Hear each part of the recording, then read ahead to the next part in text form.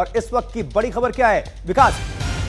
यहाँ देखिए, इस समय की बड़ी खबर है, तीनों सेना प्रमुख पीएम आवास पहुंचे हैं। कल रात की पाकिस्तान के नाकाम हमलों के बाद अहम बैठक।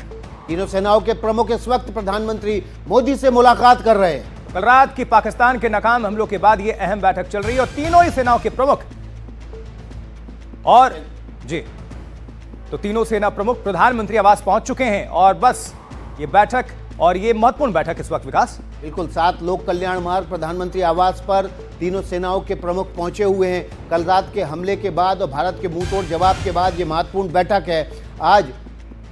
आज बाकायदा प्रेस कॉन्फ्रेंस करके सेना और विदेश मंत्रालय की तरफ से बताया गया था किस तरह से 36 तुर्की के ड्रोन के जरिए पाकिस्तान ने भारत में हमला करने की कोशिश की थी, जिससे इंटीग्रेटेड कमांड सेंटर के जरिए निष्क्रिय कर दिया गया। भारत को कोई नुकसान नहीं हुआ, लेकिन पाकिस्तान के 2 लड़ाकू विमान जरूर मार गिराए गए हैं। बिल्कुल, इस खबर पर और ज्यादा जानकारी के लिए आप सभी को लिए चलते हैं अखिलेश शर्मा के पास। हमारे सहयोगी जुड़ चुके हैं। अखिलेश, इस वक्त बैठक के बारे में डिटेल्स दर्शकों को अपडेट करें।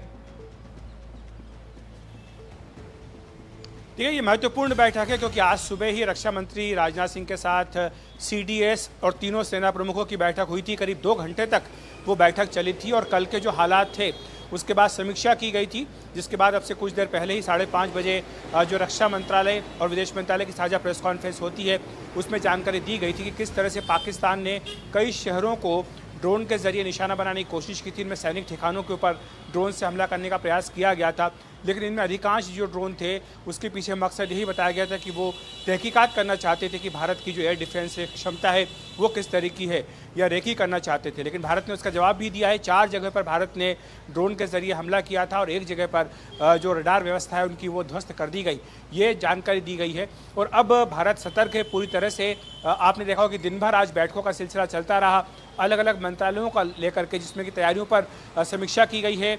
ध्यान देने को कहा गया है। अधिकांश जगह पर जो सीमावर्ती राज्य वहाँ पर सरकारी कर्मचारियों की छुट्टियां वो रद्द कर दी गई हैं। अस्पतालों से लेकर के स्वास्थ्य सेवाओं से लेकर के खाद्य भंडार सबकी रिव्यू की गई है।